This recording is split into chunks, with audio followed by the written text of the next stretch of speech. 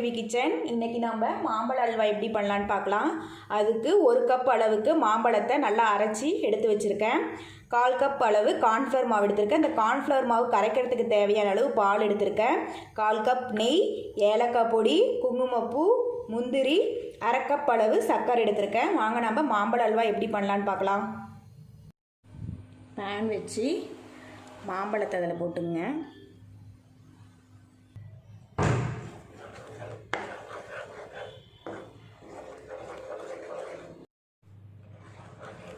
சர்க்கரை அதில் சேர்த்துக்குங்க.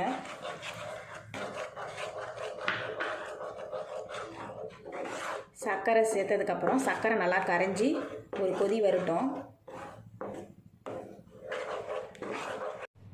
கொதி வந்துருச்சு. இதில் கொஞ்சமாக குங்குமப்பூ சேர்த்துக்குங்க. இதில் கரைச்சி வச்சுருக்க கார்ன்ஃப்ளவரை சேர்த்துக்குங்க. கார்ன்ஃப்ளவர் சேர்த்து நல்லா கிண்டி விடுங்க.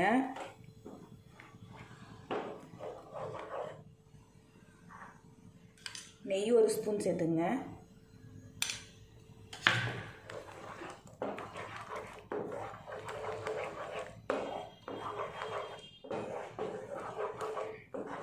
நான் மாம்பழம் இனிப்பாக இருக்கனால 1 கப் மாம்பழத்துக்கு 1/2 கப் சர்க்கரை சேர்த்துருக்கேன். உங்களுக்கு இனிப்பு கம்மியாக இருந்துச்சுன்னா, மாம்பழம் இனிப்பு கம்மியான இருந்துச்சுன்னா நீங்கள் மறுபடியும் கூட சர்க்கரை கொஞ்சம் சேர்த்துக்கலாம். உங்களுக்கு இனிப்பு எவ்வளோ வேணுமோ அதுக்கு தகுந்த அளவு சர்க்கரை சேர்த்துக்குங்க.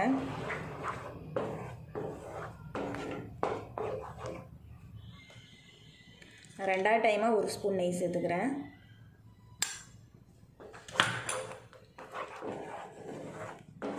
நல்லா பேனில் ஒட்டாமல் திரண்டு வரட்டும்.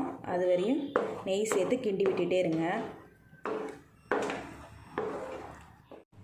இந்த மாம்பழ சீசனுக்கெலாம் மாம்பழம் நிறைய கிடைக்கும். இந்த மாதிரி மாம்பழ அல்வா செஞ்சு குழந்தைங்களுக்கு கொடுங்க. மறுபடியும் 1 ஸ்பூன் நெய் சேர்த்துக்கிறேன்.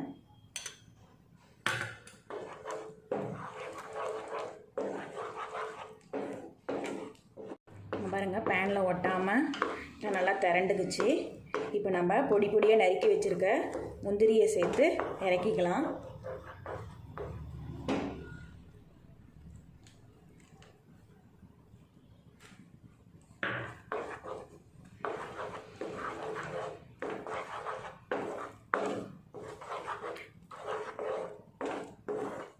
பாருங்கள், அல்வா ரெடி. நல்லா திரண்டு வந்துருச்சு.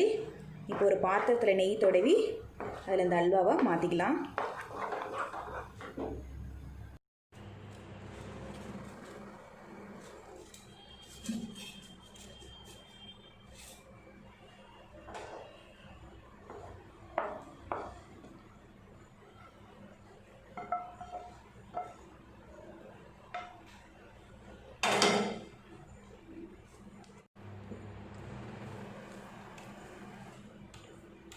நல்லா சமப்படுத்தி விட்டு இது மேலே பொடி பொடியாக நறுக்கி வச்சுருக்க பாதாமை தூவி எடுத்துக்கலாம்.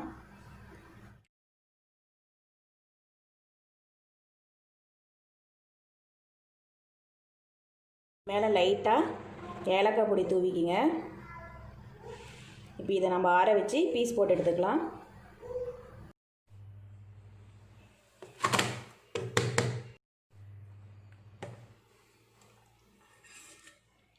அழகாக விழுந்துருக்கு. இப்போ இதை அப்படியே மாற்றிக்கலாம்.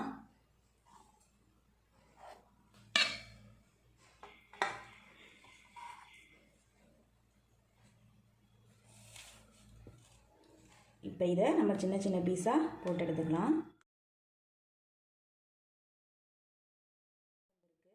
எவ்வளோ சாஃப்டாக வந்திருக்குன்னு இதை உங்கள் வீட்டில் செஞ்சு பார்த்துட்டு உங்கள் ஃபீட்பேக்கை கமெண்ட்ஸில் டைப் பண்ணுங்கள்.